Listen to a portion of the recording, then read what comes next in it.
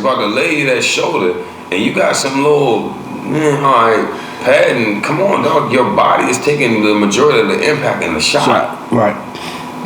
And your body can't keep taking that type. These niggas ain't about to get younger. Right. You know what I'm saying? As you get older, we know you get 30-something, even in your mid-20s, your body changes. It's not gonna recover the same. You know what I'm saying? It's breaking down. So it's like, realistically, if I had to put my finger, I would say that when these niggas ain't wearing knee pads on, right? Would you expect not to get hurt? Yeah. Like, what the fuck? You know what I'm saying? And that goes to the fact that I be sitting there. I was looking at my men. They put in a group message talking about some. They are having a football, like Turkey Bowl, whatever like that. Where the Turkey Bowl, if you're not familiar with the Turkey Bowl is where you get a group of niggas and you play 11-on-11 football or 5-on-5 or whatever the fuck you got. And you just be striking each other. These niggas 30 years old, y'all. These niggas are 30 years old. 30 and over. You just smacking one another. Like, look, man. I hope you got some health insurance. Yeah, exactly.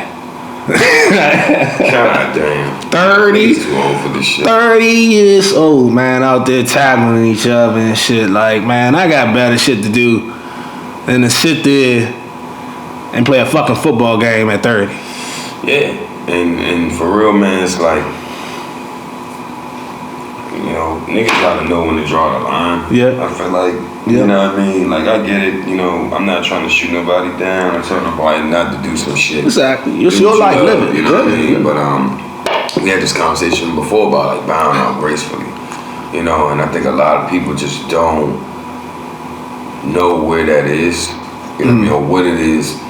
Just like with the Tyson shit, circling back around to that, I remember we kept laughing about it. Then we was like, I feel like a bitch. Shit like that, I did get that shit, but at the same time, it was like, again, is your legendary status, right? And this is a good question. Is your legendary status worth the risk? Like, would you rather be a legend and remain a legend in your mystique versus trying to prove that you still have it?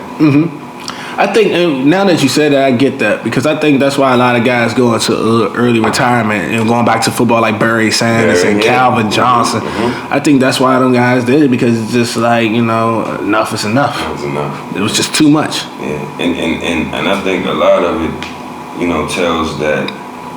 Like, to me, I feel like, we all got multiple gifts. We just got to find them. I don't feel like athletes have one gift to just play a sport. You know what I'm saying? So I feel like even that, like, you gotta figure out what other gifts God has given you too. Right. You know what I mean? Exploit those. I don't feel like players or athletes should have to reinvent themselves. Right. That's for rappers. That's for entertainers. You feel what I'm saying? Models. You know what I mean? Because their whole brand is their face. Their whole brand is the way they dress. Their looks. Do we really worry about players' looks? Fuck no. Right. You know what I mean? So to me, it's like it's all based off their performance.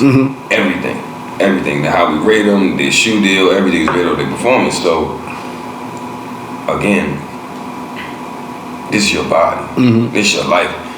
When you see these guys getting hit like this, come on, man. Like, at some point, it's gotta occur that you know what I mean? Like, and I personally met an ex-NFL player who told me this shit, and that nigga only did like 3 or 4 seasons. He was actually a Baltimore Ravens. Shout out to the Baltimore Ravens. And he retired, within a 3 to 4 year span, and became like a pool inspector. You know what I mean? I was working at a pool, and nigga, like I said, bro, an NFL player when you see them, they huge. So when he came in the joint, I'm like, they keep that body forever. Yeah, and it was like 6'4" or some shit like that. So I'm, straight, just huge, no homo. So I'm like, so I asked him, I said, bro, you ain't never playing, like, do sports, bro? You, like, goddamn, like, and he was like, yeah, I played for the Ravens. Like, casually said the shit. Yeah. D-line nigga, low-key nigga, you know what I mean? Still getting his money.